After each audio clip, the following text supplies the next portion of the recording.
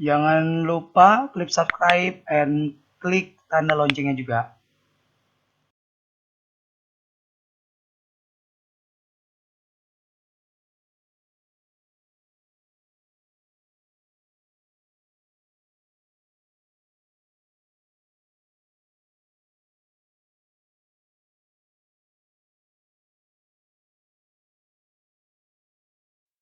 أعوذ بالله من الشيطان الرجيم. بسم الله الرحمن الرحيم. السلام عليكم ورحمة الله وبركاته.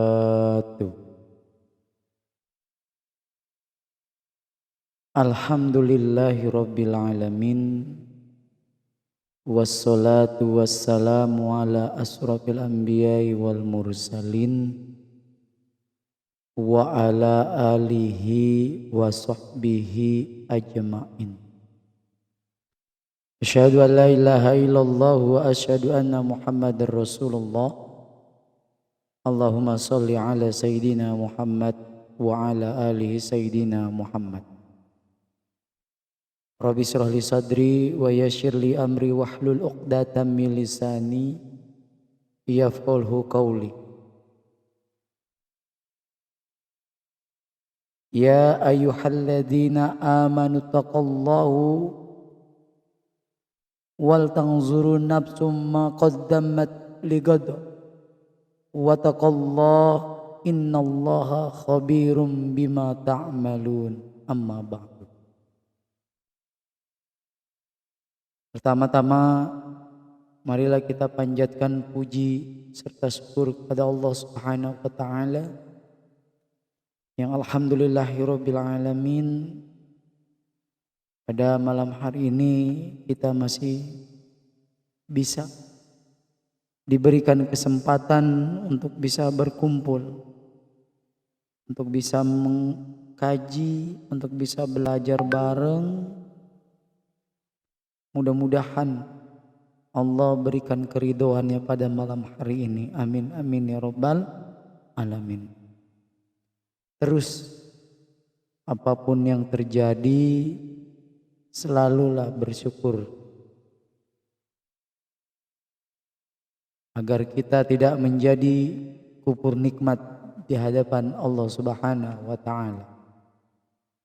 Selawat teriring salam marilah kita curahkan kepada junjungan kita baginda Nabi Muhammad sallallahu alaihi wasallam.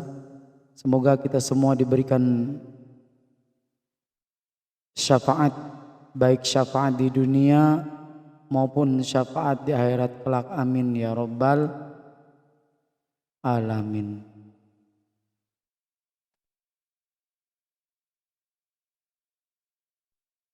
Sahabat surgaku yang dimuliakan oleh Allah Subhanahu wa taala,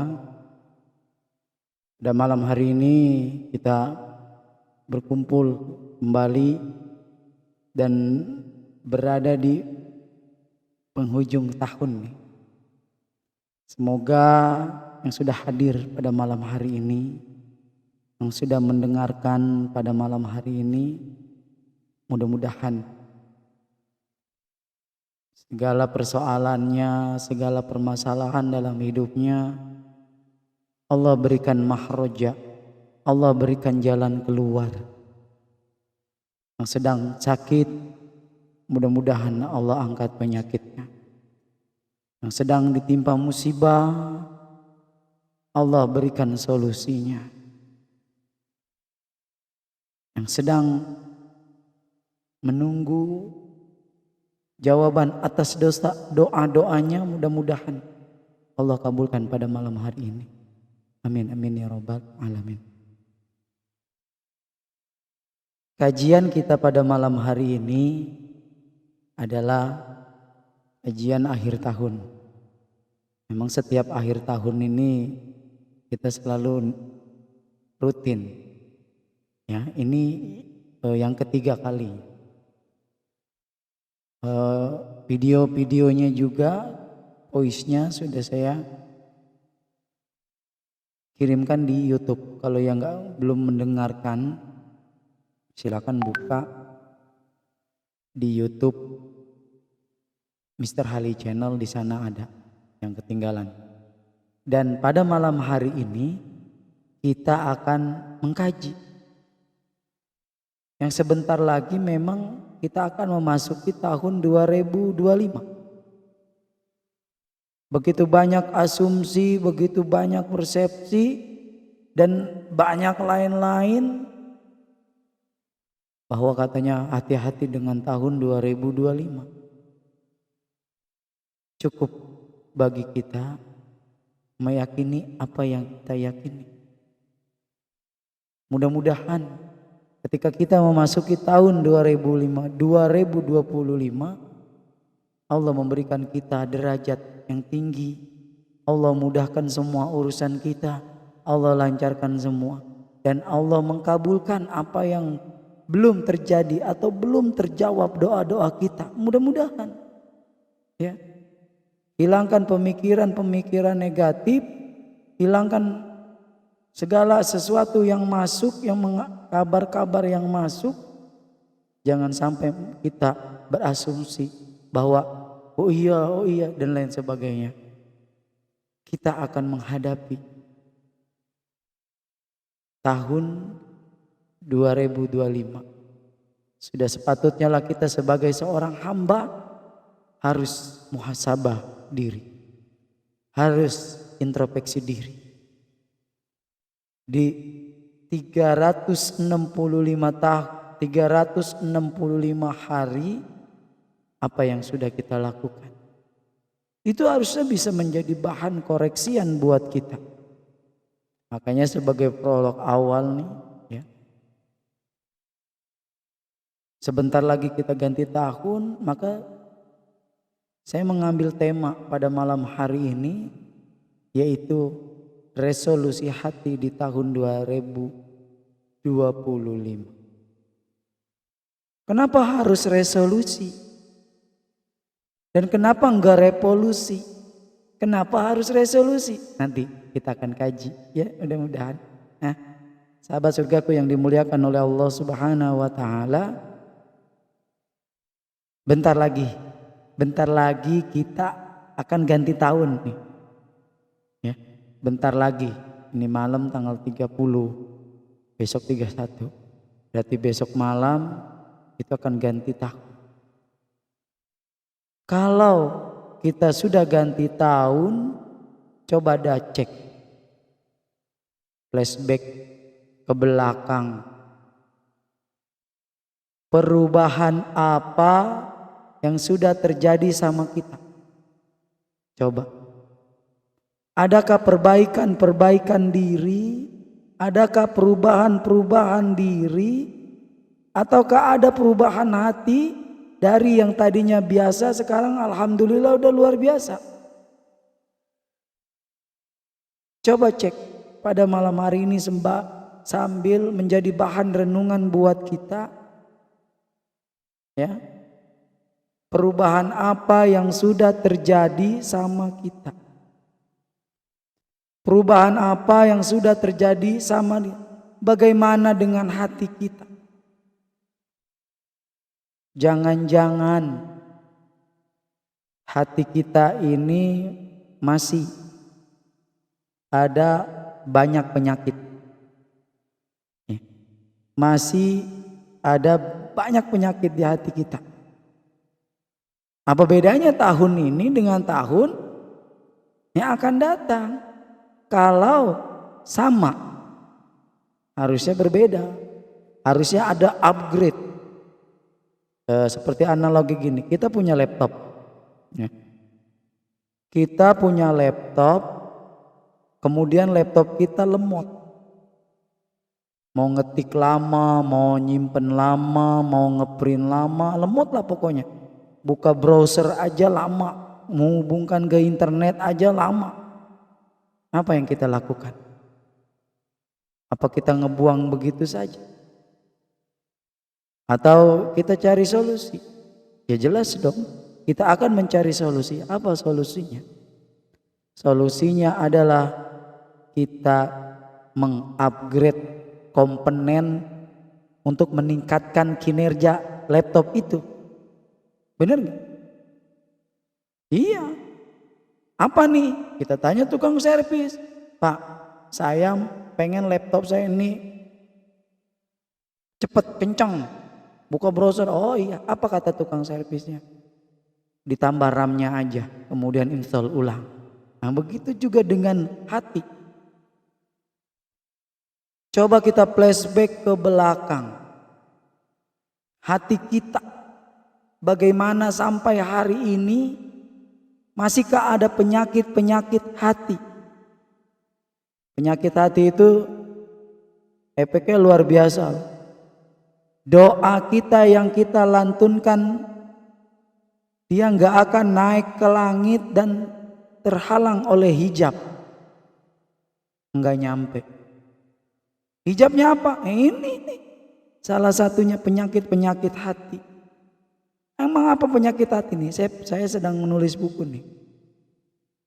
Saya sedang nulis buku yang alhamdulillah sudah mau launching ya, doain aja. Mudah-mudahan di bulan Januari udah launching. Penyakit hati ini saya masukkan di dalam 7 kegelapan diri. Kenapa saya bilang penyakit hati ini saya masukkan ke dalam 7 kegelapan diri? Apa yang membuat diri kita jauh? Apa yang membuat diri kita gelap? Ya ini, adanya penyakit hati. Makanya di dalam buku, ya semua berawal dari sini, itu 7 kegelapan diantaranya adalah penyakit hati. Ya, Masya Allah. Cek coba ya hati kita. Coba kita cek hati kita. Pernah nggak kita sekali-kali berpikir seperti ini? Kok kita masih begini-begini aja ya? Jelas. Dalam hidup kita harus ada perubahan dari tahun ke tahun. Baik perubahan diri maupun perubahan hati. Makanya nih resolusi ini penting. Makanya tadi di awal mukaddimah yang saya sampaikan bahwa ada satu kalimat yang luar biasa nih. Ya, satu kalimat apa yang harus kita lakukan untuk menata hati dan mengupgrade diri kita ini.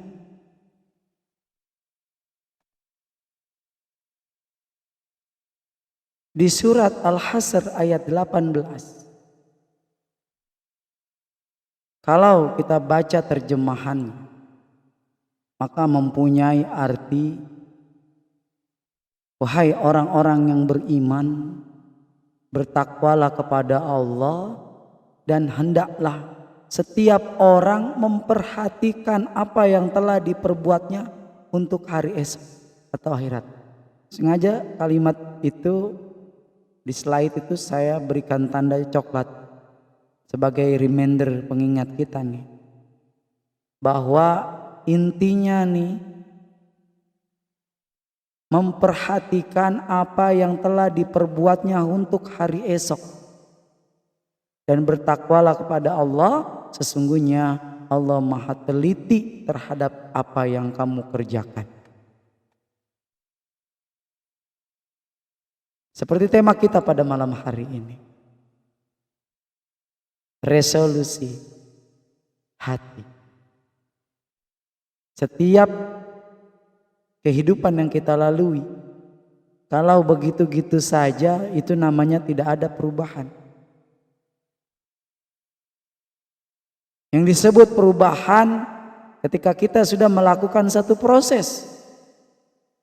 Ketika proses itu berjalan, insya Allah perubahan itu akan terjadi. Bagaimana perubahan itu akan terjadi kalau kita tidak ada proses? Seperti dulu saya pernah menyampaikan 3 desire ya. Yang pertama adalah it is from a dream, bahwa semua berawal dari mimpi. Plan kalau dalam ini kita bermimpi, merencanakan sesuatu mimpi, kita pengen apa. Nah, kan setelah mimpi dia punya dream. Seseorang ini punya dream, maka dia akan apa? Apa tidur lagi? Atau dia bangun dan melakukan action. Saya nyebutnya action. Setelah dia have a dream, ketika dia punya mimpi, ketika dia punya impian, maka yang harus dia lakukan bukan kembali tidur dan meneruskan mimpinya, tapi yang dia harus lakukan adalah make an action. Yang dia harus lakukan adalah membuat aksi. Make a plan, membuat rencana, aksi. Apa yang harus dia lakukan untuk mewujudkan impiannya. Gitu. Yang dia lakukan untuk mewujudkan impiannya dia ini di plan semua sama dia, di plan. Iya, di plan. Nah, ketika rencana itu, action itu sudah di plan, maka yang ketiga harus dia lakukan adalah desire. Apa desire? Semangat. Jatuh bangun terus semangat memperjuangkan dreamnya. Nanti akan menemukan titik proses dari perjuangannya. Inilah ya, 3 main building ya untuk mewujudkan impian. Kalau kita hanya bermimpi kemudian tidur kembali, maka apa yang menjadi keinginan kita, apa yang menjadi cita-cita kita tidak akan tercapai. Karena tidak ada action dan tidak ada desire. Just ngayal ya. Hanya ngayal terus, nggak bakal terwujud ya. Insyaallah. Sahabat surgaku yang dimuliakan oleh Allah Subhanahu wa taala. Kenapa malam ini saya mengambil tema resolusi bukan revolusi? Karena jika dilihat dari definisi, revolusi dengan resolusi itu beda. Kemudian apa itu resolusi? Kita hanya tahu resolusi, tapi itu yang tahu apa sih resolusi? Nggak tahu apa itu resolusi. Ya, resolusi itu keputusan atau tekad untuk melakukan suatu perubahan atau mencapai suatu tujuan. Ya, jadi resolusi itu keputusan, tekad untuk melakukan suatu perubahan atau mencapai suatu tujuan yang kita inginkan. Resolusi ini bersifat pribadi atau kelompok. Jadi nggak bisa global, dia harus bersifat pribadi. Dan lebih fokus pada perubahan apa? Pada perubahan individu, artinya perubahan diri kita sendiri. Atau dalam skala kecil, bukan secara skala besar. Makanya dulu kita pernah ngedenger yang bukan resolusi mental ya, tapi revolusi mental. Beda nanti artinya dengan resolusi. Karena resolusi ini lebih kepada mencapai satu tujuan atau mencapai satu perubahan. Di mana bersifat pribadi atau berkelompok. Resolusi juga berfokus kepada individu, kepada diri kita sendiri. Bukan kepada banyak orang. Kalau kita mau berubah, resolusi. Nah ini ya. Nah bagaimana dengan resolusi hati? Resolusi hati adalah ketetapan hati untuk kebulatan yang tekad kuat mencapai suatu tujuan atau melakukan perubahan dalam diri. Ini seperti diibaratkan sebagai janji ya. Sebagai janji yang kita buat pada diri kita sendiri. Kalau kita komitmen, insya Allah resolusi itu terjadi dalam diri kita. Kalau kita enggak komitmen, apa yang sudah kita lakukan, sama aja. Begini-gini aja dari dulu, enggak ada perubahan. Berarti di situ kita tidak komitmen kepada diri kita sendiri. Maka resolusi ini tidak berhasil. Ya. Nah, sekarang sebentar lagi kita akan memasuki tahun yang baru, ya. Dan coba kita flashback nih. Perubahan apa? Tadi di awal saya udah katakan, ya. Perubahan apa yang sudah terjadi dalam diri kita, ya? Sebenarnya resolusi ini enggak harus kita lakukan di setiap tahun, ya. Sebenarnya di setiap kita ada sesuatu yang kita capai, lakukan resolusi, ya. Lakukan perbaikan diri, muhasabah dan lain sebagainya, ya. Masya Allah, ini nih resolusi hati.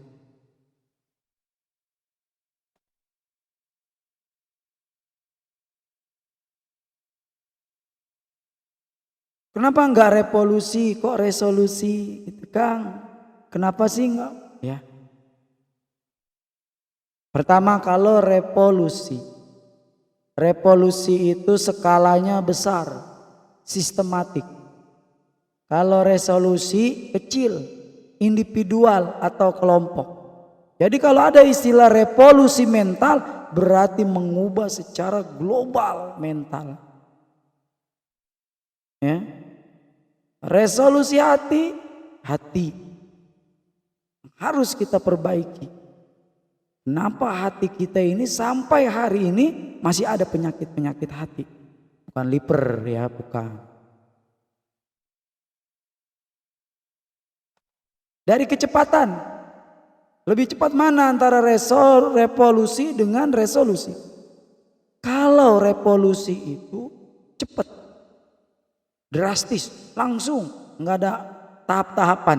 Tapi kalau resolusi itu bertahap perubahannya, maka ketika kita melakukan resolusi hati, maka yang kita harus lakukan adalah sabar untuk bisa mencapai itu. Kalau kita enggak sabar, maka resolusi kita gagal. Karena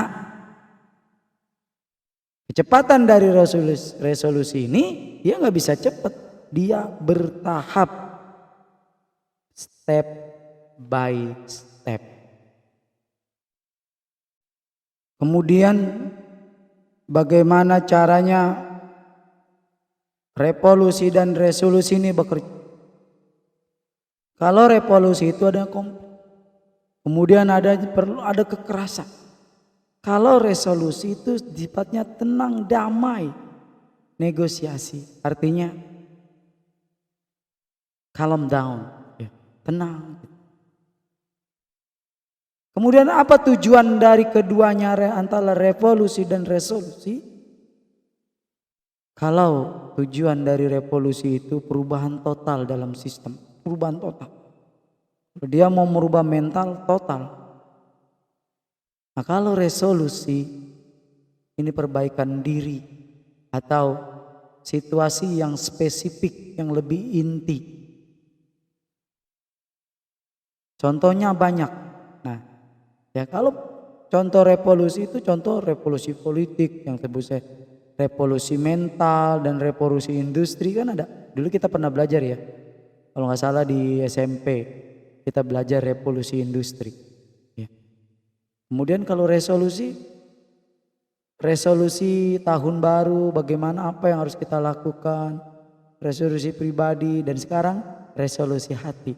Bagaimana hati kita bisa menata agar kita tata lebih baik lagi. Dari tahun yang lalu ke tahun yang besok akan kita sambut. Ya, insya Allah. Kemudian kalau kita belum paham antara revolusi dan resolusi, maka ada analogi seperti ini. Analoginya adalah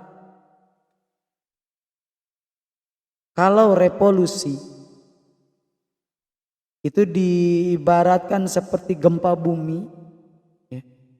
Seperti gempa bumi yang mengguncang seluruh kota dan mengubah landscape-nya secara drastis. Pasti itu perubahan drastis tuh. Itu analoginya ya, itu analogi. Seperti diibaratkan gempa bumi yang mengguncang seluruh kota, pasti akan ada perubahan dalam bentuk landscape-nya ya, landscape akibat gempa bumi itu. Pasti kalau gempa bumi nggak mungkin rata tanahnya kan, pasti ada yang bergelombang. Kita ingat kan peristiwa dulu tuh ya, yang di mana itu yang ada tanah berjalan itu ya, insya Allah. Kemudian resolusi kalau kita analogikan seperti gini. Ketika kita di rumah ada lampu, tiba-tiba mati atau rusak. Ya itu. Bagaimana caranya bisa biar terang lagi? Kita ganti lampunya. Kita ganti dengan yang baru.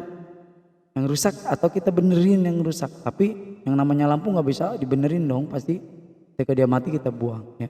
Kecuali lampu-lampu yang memang udah otomatis atau canggih deh ya, seperti itu.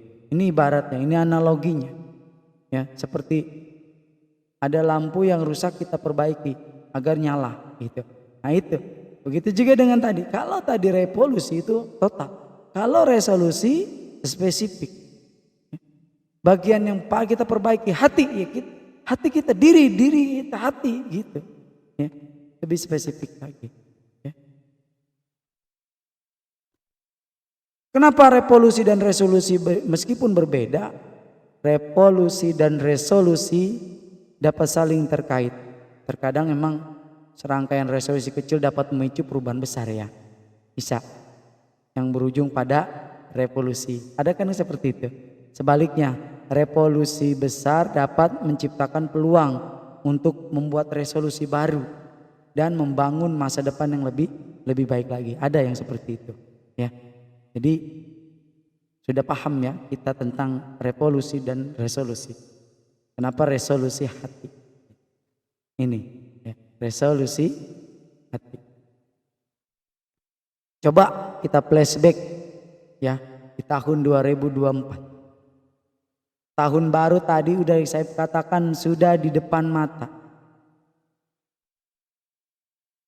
Yang berarti perjalanan di 2024 dari awal Januari sampai penghujung tahun ini menjadi satu perhatian penting bagi kita untuk apa? Untuk menelisik, untuk mengkaji, menelaah lebih jauh apakah masih ada terselip rasa kekecewaan atau kesalahan sehingga membawa kita larut dalam persoalan, kesedihan sampai hari ini. Atau masih begini-gini saja. Sehingga apa? Sehingga yang perlu kita lakukan adalah mengoreksi diri. Menata hati agar tidak mudah tersesat pada satu yang belum kita capai. Ada loh. Ada loh. Dia melakukan jalan-jalan yang tidak diridhoi oleh Allah. Jalan-jalan yang memang Allah nggak sukai, dia menempuh jalur instan. Ya, jalur instan dia tempuh. Makanya apa? Koreksi diri dan menata hati agar tidak mudah tersesat dalam sesuatu yang belum kita capai. Jangan sampai sesuatu yang belum kita capai malah kita menyimpang agar kita bisa tercapainya sesuatu itu. Padahal apa?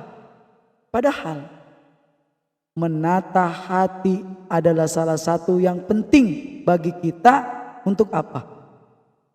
Stabilan emosi, stabilan hati agar tidak condong dari hal-hal di luar nalar kita. Di luar daripada kendali kita sebagai seorang hamba. Maka ini saya sebut resolusi hati.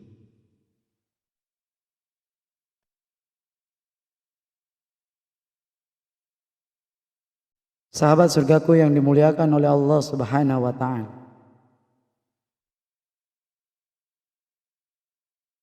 Itulah resolusi hati. Maka satu ketika di zaman Rasulullah sallallahu alaihi wasallam ada satu hadis dari Abdullah bin Dia berkata, ditanyakannya kepada Rasulullah sallallahu alaihi wasallam, Manusia macam apakah yang paling mulia? Rasulullah Shallallahu Alaihi Wasallam menjawab, setiap pemilik hati yang selamat dan selalu jujur dalam bertutur kata. Mereka para sahabat berkata, jujur dalam bertutur kata telah kami ketahui. Lantas, apakah yang dimaksud dari hati yang selamat? Maka Rasulullah Shallallahu Alaihi Wasallam bersabda, hati yang bertakwa dan bersih, yang tidak ada dosa dan kejoliman kepadanya, serta tidak ada iri dan dengki. Ini pesan Rasulullah Shallallahu Alaihi Wasallam. Hati yang bertakwa dan bersih. Apa hati yang bertakwa dan bersih? Hati yang tidak ada dosa dan kezaliman padanya, serta matinya seluruh hati jauh dari penyakit-penyakit hati. Ini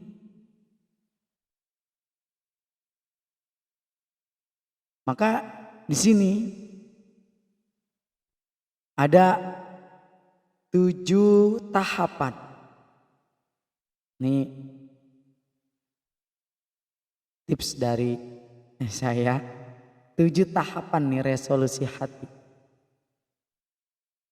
Ya, ada 7 tahapan resolusi hati. Makanya tadi saya bilang di awal mukadimah, resolusi tahun baru bagi seorang hamba atau bagi seorang muslim sebaiknya berakar pada nilai-nilai yang diajarkan oleh Al-Quran dan hadis Nabi. Jangan kita membudayakan budaya yang memang bukan menjadi bagian dari budaya kita. Seperti saya tidak juga menyalahkan juga bakar-bakar atau lain sebagainya, tidak. Cuma untuk merubah ini sebaiknya kita menanamkan nilai-nilai yang diajarkan oleh Al-Quran dan Nabi Rasulullah Shallallahu Alaihi Wasallam. Makanya tadi saya bacakan di dalam surat Al-Asr ayat 18. Ya ayyuhalladzina amanu. Hai alladzina, orang-orang yang amanu, beriman.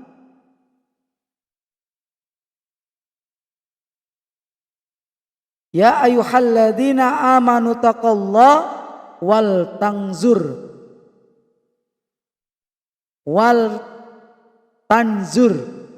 apa wal tanjur, dan hendaklah memperhatikan nafsun. Apa nafsun? Jiwa, diri seseorang qaddamat, yang ia telah perbuat. Qaddamat, ya, harus perhatikan apa yang dia perbuat nih. Penting nih kalimat. Ligodin, untuk hari esok. Jadi yang harus kita lakukan untuk hari esok itu introspeksi diri. Ligodin wattaqu, dan bertakwalah. Wattaqullah, dan bertakwalah kepada Allah. Sesungguhnya Allah khabirun, maha mengetahui, bima, terhadap apa-apa, ta'malun, yang kita lakukan. Jadi apapun yang kita lakukan, Allah mengawasi. Ini surat Al-Hasr ini ayat 18 ini luar biasa. Maka saya ngambil 7 tahapan nih dari sini nih di surat Al-Hasr. Yang pertama, kita diajarkan Yang pertama dari surat Al-Asr ini kita diajarkan untuk perintah bertakwa. Makanya Allah memulai ayat ini dengan seruan kepada siapa? Ya ayyuhalladzina amanu. Ya. Ya ayyuhalladzina amanu taqullah. Hai orang-orang yang beriman, taqullah. Bertakwalah kepada Allah. Kita diajarkan untuk bertakwa. Kenapa? Ini menunjukkan bahwa takwa adalah pondasi utama dalam kehidupan seorang hamba, kehidupan seorang muslim. Takwa artinya menjauhkan larangannya dan selalu yakin merasa diawasi olehnya. Ya. Makanya ayat ini menekankan kepada kita pentingnya takwa sebagai apa? Bekal utama, pondasi utama dalam menghadapi kehidupan di dunia dan di akhirat. Kalau kita nggak bertakwa nggak bakal bisa. Makanya sudahkah kita bertakwa? Kalau di tahun kemarin kita belum meningkatkan ketakwaan kita, mulai tahun ini, tahun yang baru,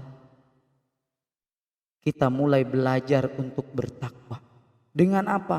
Dengan menjauhkan segala larangannya dan menjalankan apa yang diperintahnya. Sudah diatur lengkap, guide booknya sudah ada, buku petunjuknya sudah ada khususnya. Yang menjadi salah satu menjadi dari mukjizat Nabi Muhammad SAW yaitu Al-Quran. Kalau kita nggak tahu, kalau kita nggak paham, datang ke majelis, belajar,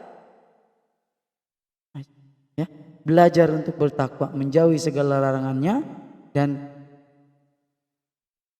menjalankan perintahnya yang sudah diatur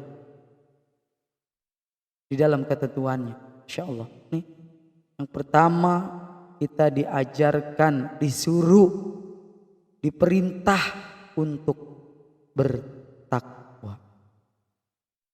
Yang kedua,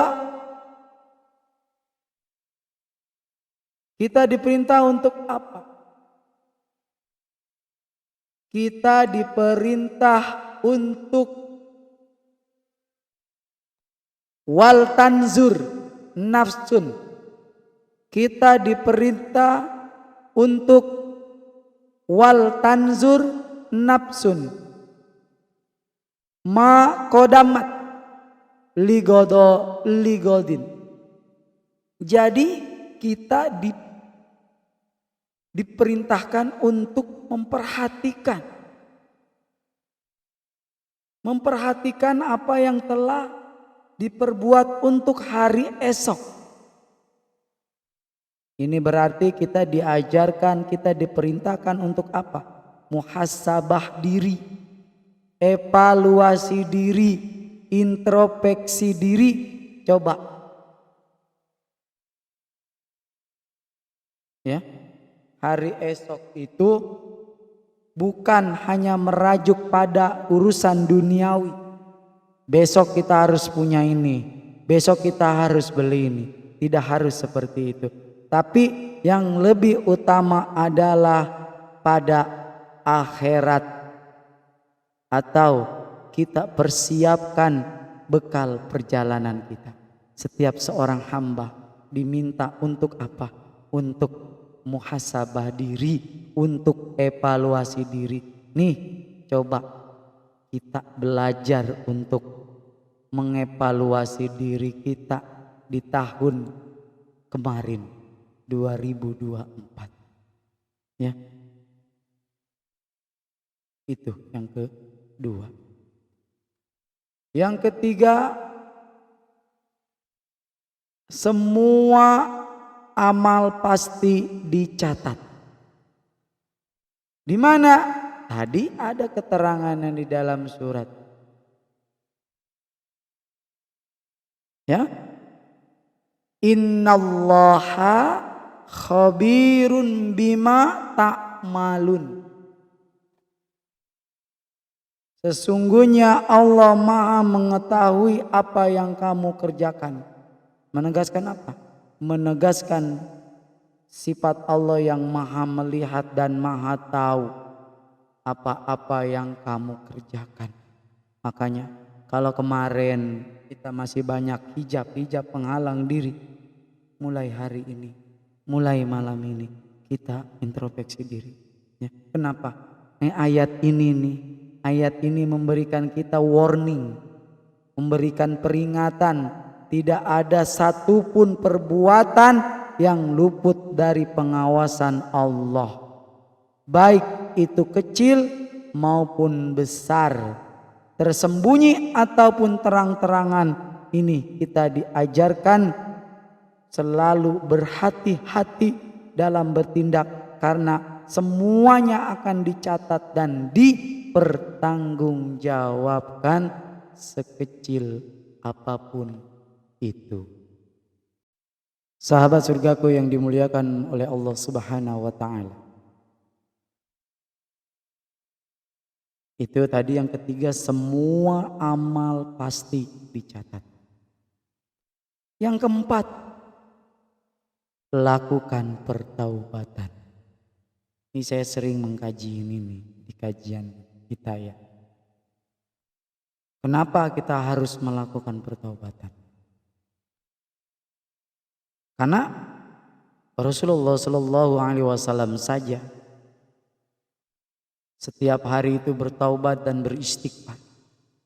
Meskipun beliau sudah maksum, sudah dijamin masuk surga, tapi tetap dia tidak menjadi manusia yang ujub, dia tidak menjadi manusia yang bangga, gue bakal masuk surga. Tidak. Pertaubatan adalah sikap batin yang dilakukan untuk mengharapkan dan menuju kepada Allah, serta meninggalkan dosa yang mengubah perilaku. Apa saja? Menyesali dosa yang telah dilakukannya, bertekad untuk tidak mengulanginya, minta ampun, melakukan sholat taubat, menjauhi lingkungan yang dapat menimbulkan dosanya kembali, mengganti kebiasaan buruk dengan kebiasaan baik, melakukan amal kebajikan, berbuat baik, membantu sesama, memuliakan, menunaikan zakat, memuliakan orang lain, dan lain sebagainya. Bahkan memaafkan diri sendiri, telah ngezolimi diri sendiri, dan fokus pada perbaikan diri dalam menjalani kehidupan yang lebih baik. Banyak kisah-kisah kan orang yang melakukan pertaubatan. Salah satunya kisah seorang yang hampir membunuh 100 orang dan dia ingin bertaubat. Itu yang keempat.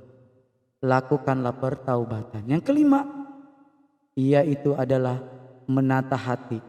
Buang penyakit hati yang selama ini menggerogoti hati kita. Kaji kembali, tata kembali, menata hati ini. Tidak terlepas dari bagaimana kualitas hati itu sendiri. Ini yang sering dijelaskan oleh Rasulullah, bahwa di dalam tubuh kita ada segumpal daging. Apabila baik maka semuanya akan baik, dan apabila rusak maka semuanya akan rusak. Daging itu adalah hati, kolbun. Ya, kenapa? Tidak mudah untuk menundukkan, mengolah, memahami hati dalam segi luarnya saja. Karena menata hati itu sifatnya internal, sehingga hal-hal di luar kendali kita yang sifatnya eksternal tidak bisa dikendali. Seperti halnya dengan omongan orang lain terhadap kita. Kita tidak bisa mengendalikan omongan negatif dari orang lain. Kenapa? Yang bisa kita kontrol adalah perasaan kita sendiri saat ada terjangan atau perlakuan buruk dari orang lain. Bagaimana kita mensikapinya? Ada aja ketika kita katain malah balik ngatain. Ya, tidak. Tata hati dari penyakit-penyakit hati. Itu yang kelima. Yang keenam, meningkatkan kualitas ibadah. Cek ibadah kita. Jadikan di 2025 nanti sebagai tahun lebih mendekatkan diri kepada Allah. Melalui apa? Banyak ibadah-ibadah wajib sunnah yang sudah diajarkan oleh Rasulullah. Sholat 5 waktu, melaksanakan sholat tarawih dan lain sebagainya. Meningkatkan kualitas ibadah harus lebih baik dari tahun dulu. Dan tahun ini di 2025 harus lebih baik lagi. Yang ke-7 adalah setelah 1, 2, 3, 4, 5, 6. Dan yang ke-7 adalah istiqomah. Kenapa harus istiqomah? Di dalam surat Al-Ahqaf ayat 13 dan 14. Sesungguhnya orang-orang yang mengatakan Rabb kami adalah Allah, selalu mereka istiqomah, maka tidak ada rasa takut atas mereka dan tidak mereka merasa sedih. Mereka itulah para penghuni surga. Mereka kekal di dalamnya sebagai dari balasan atas apa yang mereka kerjakan. Istiqomah. Orang yang selalu istiqomah akan menjadi para penghuni surga. Kemudian apabila dia tetap istiqomah dalam beribadah, tentu akan membawa pintu-pintu hikmah. Meskipun sedikit dalam menjalaninya, tapi kalau dikerjakan secara rutin dan istiqomah akan lebih baik dari 1000 kemuliaan. Maka Rasul pernah bilang, aku tidak menyukai atau benci orang yang terlalu banyak beribadah sedangkan dia zikir. Ya. Aku lebih suka amalan yang sedikit tapi istiqomah daripada panjang hanya 1 kali. Tuh. Ya, mudah-mudahan istiqomah nih setelah tadi 7 tahapan ini yang terakhir adalah kita istiqomah. Insya Allah resolusi hati kita akan tercipta, ya, akan lebih baik lagi dan akan mencapai tujuannya.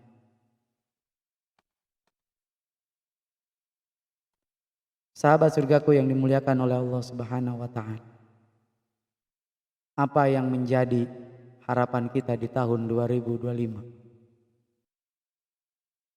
Dengan resolusi hati yang berlandaskan tentang ajaran agama Islam, tahun 2025 dapat menjadi tahun penuh perubahan dan tahun penuh perbaikan.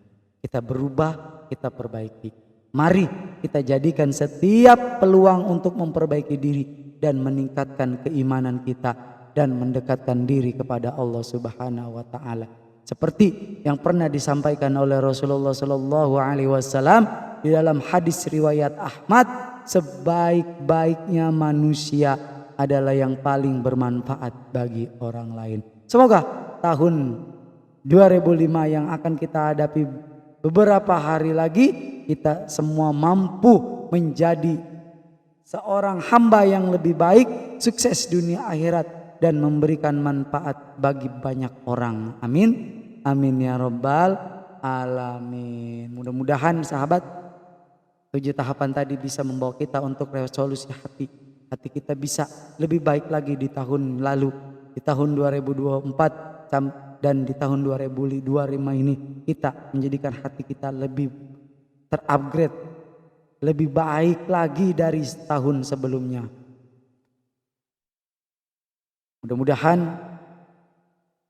ujian pada malam hari ini kita bisa praktekkan, kita bisa terapkan. Kalau pengen hidup kita enggak begini-gini aja, do the changing, lakukan perubahan. Dengan apa? Tadi, kalau di tahun yang lalu kita belum lebih baik, maka belajarlah di tahun ini menjadi lebih baik. Dengan apa? Tuh tadi 7 tahapan ini. 7 tahapan ini mudah-mudahan dengan 7 tahapan resolusi hati ini kita bisa lebih menata hati dan memperbaiki diri. Wallahu alam bishawab. Apabila ada kata-kata yang salah, mohon maaf.